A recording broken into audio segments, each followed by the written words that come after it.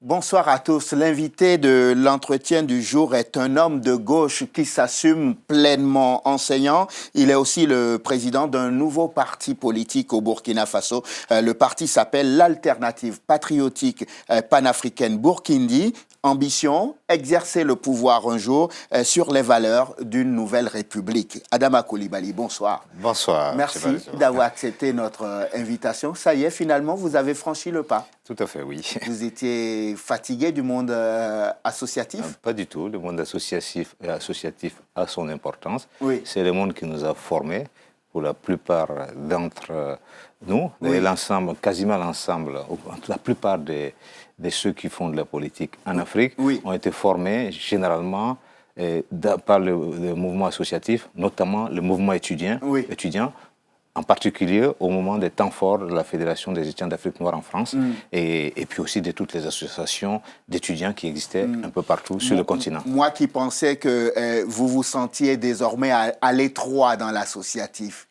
Pas du tout. Je pense que c'est une continuité tout à fait compréhensible. Je ne dirais pas normale, mais tout à fait compréhensible. La frontière entre les deux, d'ailleurs, est très mince. Parce que les associations qui sont responsables dans la société civile s'intéressent aussi à ce qui se passe dans la société de façon générale et les décisions politiques qui sont prises. Et d'ailleurs, c'est parce que les États n'assument pas pleinement toutes leurs fonctions. En général, des associations comme celles dans lesquelles j'ai milité moi, avec beaucoup d'autres camarades, existent pour justement titiller les pouvoirs publics, faire en sorte que des points de vue qui ne sont pas pris en compte puissent être pris en compte, notamment à travers les syndicats. Moi, j'ai milité dans les syndicats étudiants, et puis aussi dans les associations des droits humains, aussi dans des associations comme le collectif contre la confiscation de la démocratie au Burkina Faso. On voyait bien que la frontière est très mince entre les deux. Elle est très mince. Donc, depuis le 2 juin, vous êtes président. Tout à fait. Président d'un nouveau parti politique. Qu'est-ce que ça veut dire, APP Burkindi? Pourquoi Burkindi? Burkindi, ça veut dire intégrité. Ah. Les fils de l'intégrité, les enfants de l'intégrité. Donc, nous nous revendiquons. Vous savez, le Burkina Faso, c'est le pays des hommes intègres. Burkina, justement, ça a été décidé sous la révolution de Thomas Sankara et de ses compagnons. Et justement, Burkina, c'est Burkindi, Burkimba. Et ça, c'est Burkina, Burkindi, les Burkindis, c'est les hommes intègres. C'est les jeunes qui sont dignes, les jeunes et les anciens qui sont dignes. C'est l'intégrité pour nous, c'est important. Il ne faut pas que ce soit seulement un mot. Il faut l'affirmer et l'assumer. Donc vous avez créé un parti d'intégrité. Absolument. Pourquoi les autres n'étaient pas intègres? Il ne s'agit pas de ça. Je vais vous dire une chose. Il y a une quinzaine, à peu près une quinzaine d'années, Arsène Boigny-Sanguier, qui était président de l'Assemblée nationale sous le régime de Blaise Compaoré. En tant que président de l'Assemblée nationale, il a dit, le constat que nous faisions, nous, au pays des hommes intègres, la morale agonise. Ça veut dire que dans un tel pays, il n'y avait plus véritablement d'intégrité si la morale agonisait. Nous avons pour ambition de faire en sorte que les Burkinabés soient à nouveau véritablement dignes, que ce ne soit pas seulement un slogan. Donc, nous avons d'ailleurs décidé de notre ligne politique, c'est quoi? C'est l'Awal Burkindi. Ça veut dire le chemin de la dignité. Nous avons pris en compte le fait que dans nos pays, une immense majorité de la population n'est pas scolarisée au plan français, par exemple, pour ce qui concerne les anciennes colonies françaises. Et donc, il fallait que nous puissions communiquer avec les populations dans ce qu'elles sont capables de comprendre. Et c'est pourquoi nous avons pris les 3 principales langues du pays. Et nous avons l'Awol, c'est le chemin, la voie, le chemin en Fulfulde. C'est une des principales langues du Burkina. Burkindi, c'est le moré, qui est parlé par aussi une large majorité de la population au Burkina. Et les populations peuvent comprendre le chemin de la dignité. Maintenant, notre comportement, notre idéologie, notre guide d'action quotidienne au niveau individuel et collectif, c'est le Oronya. Oronya, ça vient du Djoula, qui est parlé aussi par beaucoup de gens dans la population. C'est les 3 principales. Le Oronya, c'est le comportement de l'honneur, et qui doit se décliner dans tous les comportements, dans les comportements individuels et collectifs au quotidien. Et si, sur cette base-là, nous pensons pouvoir contribuer à porter une nouvelle manière de faire de la politique dans notre pays, et en Afrique. Vous savez, non, que quand on est tout nouveau, on est tout beau, avec beaucoup d'ambition et à l'exercice du pouvoir ou au contact de la vie politique, on finit par se laisser enivrer par l'ivresse du pouvoir et on change complètement du jour au lendemain. Ça c'est tout à fait possible, nous en sommes conscients. Voilà pourquoi nous avons créé un parti. Et nous n'avons pas fait au hasard. Oui. Et ça fait longtemps que nous y réfléchissons, que nous y travaillons. Nous avons créé un parti qui n'est pas un parti où il y a un individu qui est suivi par les autres. Oui. Nous sommes un collectif. Et nous voulons que ce parti soit un véritable parti populaire. Et d'ailleurs, notre devise, c'est quoi? C'est par le peuple, pour le peuple. Oui. Nous sommes issus du peuple. Ensuite, nous avons suivi, pour la plupart d'entre nous, et l'évolution politique de notre pays. Nous avons été engagés, nous avons risqué notre vie pour ça. Moi-même, j'ai été obligé d'être en exil pendant plusieurs années. Oui. Beaucoup de mes camarades qui sont dans le bureau ou qui ne le sont pas, mais qui sont militants du parti, ont été réprimés par beaucoup de pouvoirs politiques à cause de leurs idées. Donc nous avons affaire à des hommes de qualité, des hommes et des femmes de qualité qui ont bravé la répression, qui ont bravé justement les tentatives de corruption et qui ont compris qu'aujourd'hui, il faut se mettre ensemble, franchir les pas pour essayer d'apporter quelque chose de nouveau à notre pays et à l'Afrique. Vous dites que ce parti n'est ni de gauche ni de droite. On est dans la tendance de je ne suis ni de l'opposition ni de la mouvance, je suis centriste. C'est une nouvelle mode en Afrique, ça, non? Nous ne sommes pas centristes. Nous avons dit très clairement que nous sommes un parti de gauche. Ceci étant dit, nous ne nous reconnaissons ni dans les pratiques du pouvoir actuel, ni dans les pratiques de l'opposition. Ça ne veut pas dire que nous sommes centristes. Nous sommes ni de droite, nous sommes de gauche. Nous l'affirmons clairement parce que nous prenons en compte les valeurs traditionnelles de la gauche, notamment en 3 points. C'est d'abord la question de la liberté, la question de la justice et la question de l'égalité. Ça, c'est très important pour nous. À ces valeurs de la gauche, nous prenons en compte aussi les valeurs essentielles de l'éducation traditionnelle africaine qui incitent justement à la tolérance, à l'effort au travail, également à la solidarité et puis également, ce qui est très important chez nous, à l'hospitalité. Et nous pensons qu'en partant des valeurs traditionnelles de l'Afrique et en partant également des valeurs traditionnelles de la gauche, nous nous définissons comme une force qui est capable de proposer quelque chose d'autre. Voilà pourquoi nous ne sommes pas obligés d'aller avec le pouvoir. Nous ne sommes pas binaires. Troisième voie.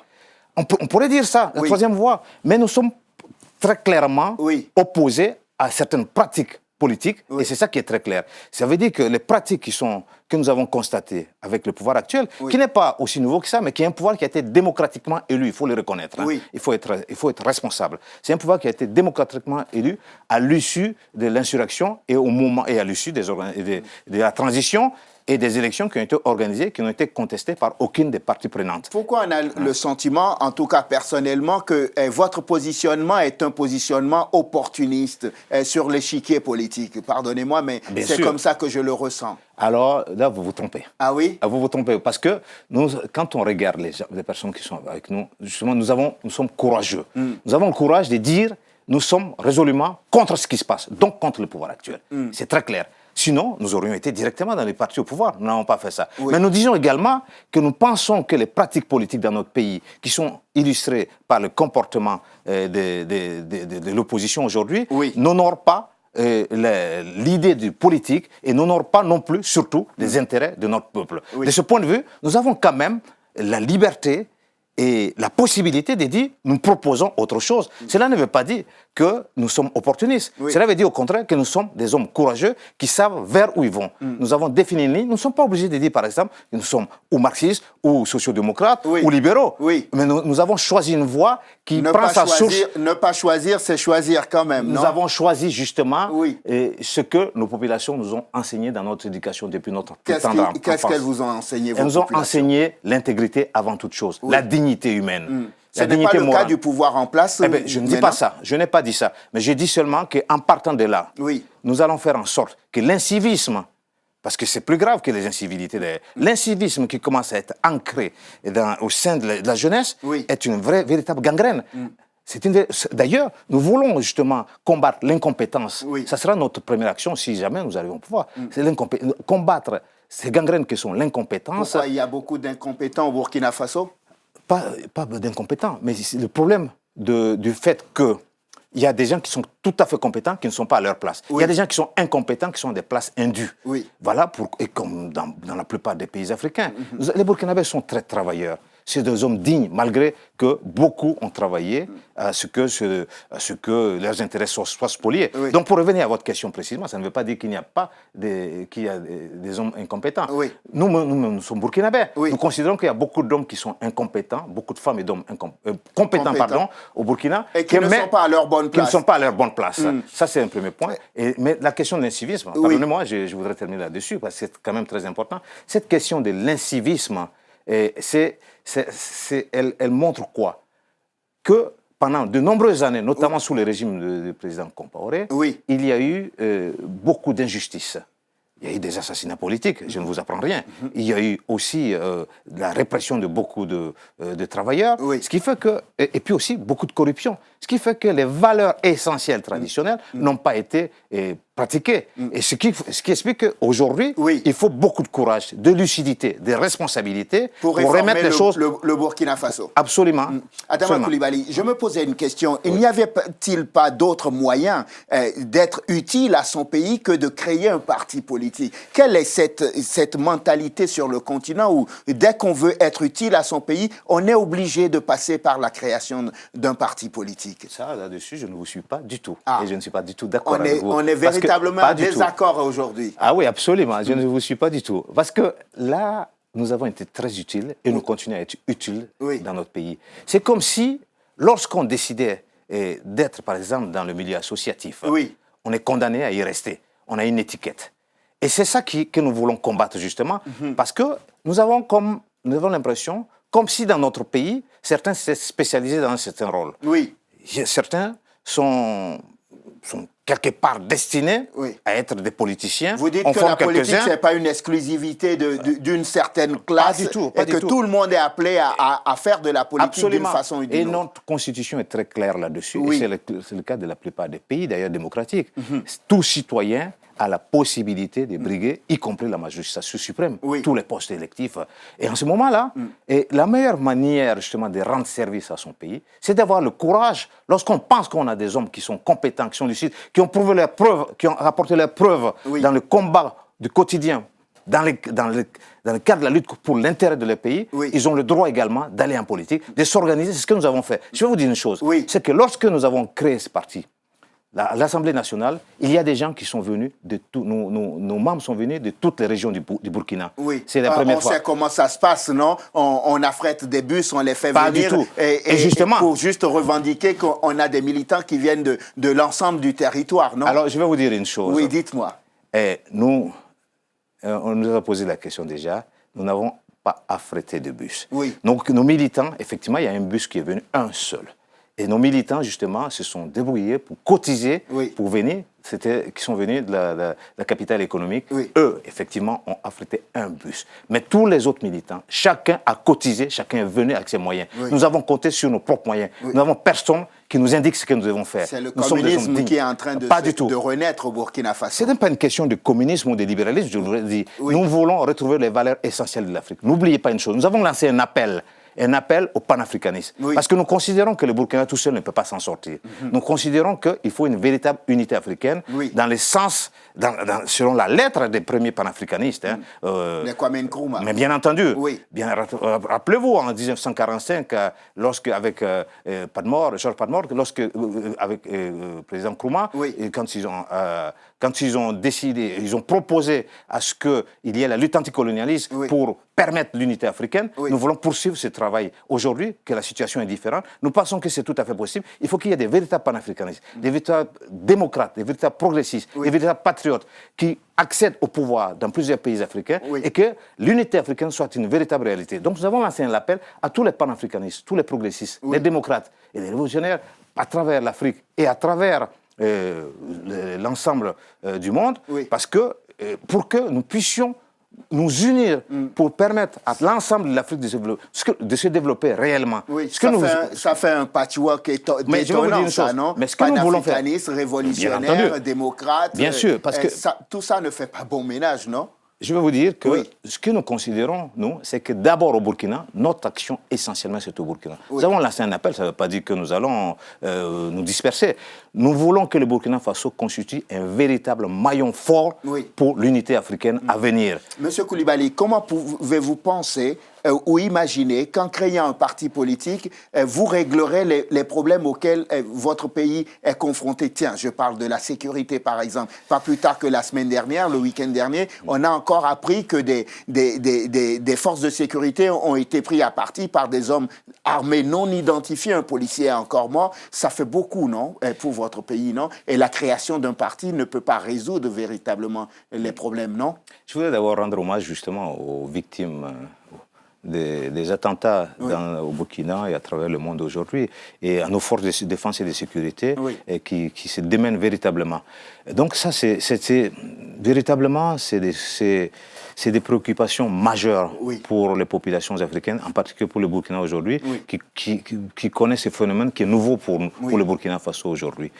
Ça n'arrive pas qu'aux autres, malheureusement.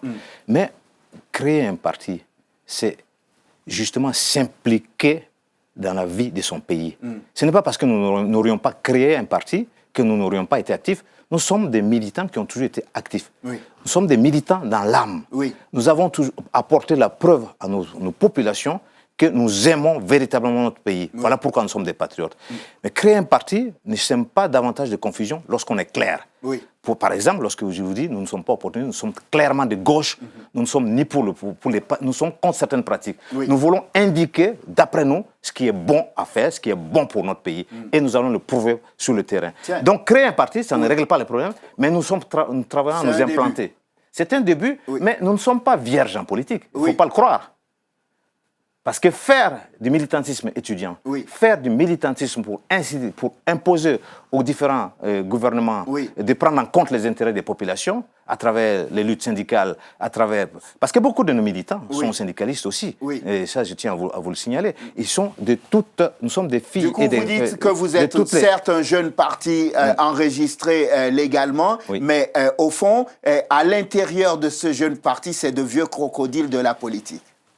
C'est de véritables militants qui connaissent bien la chose politique, puisque nous avons en notre sein même des anciens ministres, nous avons en notre sein des anciens députés de la transition par exemple. Donc nous ne sommes pas vierges en matière politique. Vous arrivez avec une certaine expérience. On arrive vers la fin de cet entretien, mais j'aimerais qu'on évoque 2 ou 3 sujets rapidement. Et le premier, c'est que ça va faire quoi? 2 ans et demi bientôt que le président Roch Marc Christian Kaboré est arrivé au pouvoir. Vous, en tant que président d'un nouveau parti politique dans le pays, vous, en tant que citoyen, quel est le regard que vous jetez sur les 2 ans et demi de présidence aujourd'hui? Le fait de créer un parti vous indique déjà ce que nous pensons. Nous pensons qu'il y a véritablement un changement dans notre pays. La presse, par exemple, est très libre. Le classement mondial aujourd'hui de la liberté de la presse considère que le Burkina est très bien positionné, ce qui est une excellente chose. Mais ça, ce n'est pas à mettre seulement au compte du pouvoir actuel. C'est à mettre au compte des luttes du peuple burkinabé, notamment les dernières qui ont marqué l'histoire récente, en 2014 et en 2015. 2014, l'insurrection, et en 2015, la résistance au coup d'État, où tout le peuple s'est mis ensemble. Un pouvoir qui arrive après cela ne peut pas se permettre de faire n'importe quoi. Donc, de ce point de vue, il faut quand même saluer la maturité du peuple burkinabé, qui juste après ça, justement, a apaisé, le climat a été apaisé, et le pouvoir fait ce qu'il peut. Mais ceci étant dit, nous ne sommes pas satisfaits de ce pouvoir, sinon nous n'aurions pas créé un parti, sinon nous n'aurions pas été des vrais patriotes, ça aurait été jeter de la confusion. Nous ne voulons pas jeter de la confusion. Nous pensons que le pouvoir actuel n'est pas en mesure de régler les problèmes fondamentaux du pays, parce que c'est des gens qui ne sont pas... Les problèmes aujourd'hui... Très rapidement. D'abord, vous avez évoqué tout à l'heure la question de la sécurité, qui ne concerne pas que le Burkina. Malheureusement, c'est un phénomène mondial aujourd'hui. Mais la question, par exemple, actuellement, il y a une crise alimentaire. Il y a des mouvements sociaux et qui n'en finissent pas depuis l'arrivée de ce régime. Et donc, parce que les travailleurs sont insatisfaits dans leur chair. Il y a aussi la question de la paysannerie. qui, aujourd'hui, les paysans se demandent comment ils vont faire. D'abord, on donne des engrais qui brûlent la terre, mais même ça, on a du mal à trouver la solution pour en donner aux paysans. Oui. Donc, il y a quand même on ne peut pas mettre tout ça sur le coup de l'insurrection ou des attentats terroristes. Oui. Effectivement, ça dérègle beaucoup de choses, il faut être responsable. Mais nous ne sommes pas satisfaits de la gouvernance actuelle. Nous pensons, et moi je le reconnais à titre, je connais vraiment qu'il y a un climat de démocratie, sinon nous n'aurions pas pu créer un parti pareil. Bien politique. Sûr. Nous sommes en 2018, oui. En juin 2018, je pense à novembre 2020. Oui. Vous souriez, pourquoi souriez-vous? Vous y pensez aussi? Disons que j'imagine la suite de la question. Vous y pensez aussi? J'imagine la question que vous allez poser. Oui, vous y pensez aussi? Mais bien entendu. Novembre 2020? Mais bien sûr. Bien sûr. Bien sûr, il y aura des élections. Ah. Alors, il y aura des élections. Eh bien... Vous pensez être candidat? Très clairement. On va conclure là-dessus. Alors, très clairement, oui. Nous pensons que nous avons créé ces partis pour aller aux élections. Parce que nous sommes républicains. Oui. Nous sommes patriotes. De ce point de vue, il ne faut pas qu'on jette la confusion. Il ne faut pas non plus que nos comportements compliquent davantage une situation où nous avons des terroristes. Donc, il faut qu'on soit responsable. Oui. Mais un parti politique qui se respecte a le devoir d'aller jusqu'au bout de ce que lui permet la Constitution. Et c'est ensemble que nous allons certainement faire un congrès avant justement ces élections. Oui. Et nous allons décider, en fonction de notre implantation, en fonction des opportunités qui se présentent, et nous allons décider de qui sera candidat. Par exemple... On connaît le candidat. Non, pas du tout. On connaît le président du parti. Oui. Et en général, c'est toujours le président du parti qui est le candidat. Ah ben, je vous ai dit justement que nous ne sommes pas dans ces questions de généralité. Ah oui. Ben justement, c'est pour ça que nous avons dit... Donc, on pourrait avoir un candidat qui ne serait pas vous. Ah, c'est tout à fait possible. Si le Congrès estime qu'il y a quelqu'un qui est beaucoup mieux placé et qui est en mesure, qui a même de faire en sorte que les idéaux du parti soient représentés beaucoup mieux que moi, ça sera cette personne-là. Il n'y a aucun souci là-dessus. Nous sommes des patriotes, nous sommes unis, nous, dans ces partis-là. Et c'est cette image que nous vous avons apportée, c'est cette nouvelle manière de faire de la politique. Nous ne faisons pas ça pour un individu, nous faisons ça pour notre pays. Et de ce point de vue, nous sommes des soldats au service de notre pays. Et voilà pourquoi nous allons choisir, selon les mêmes critères, chaque candidat à la députation, par exemple, au municipal.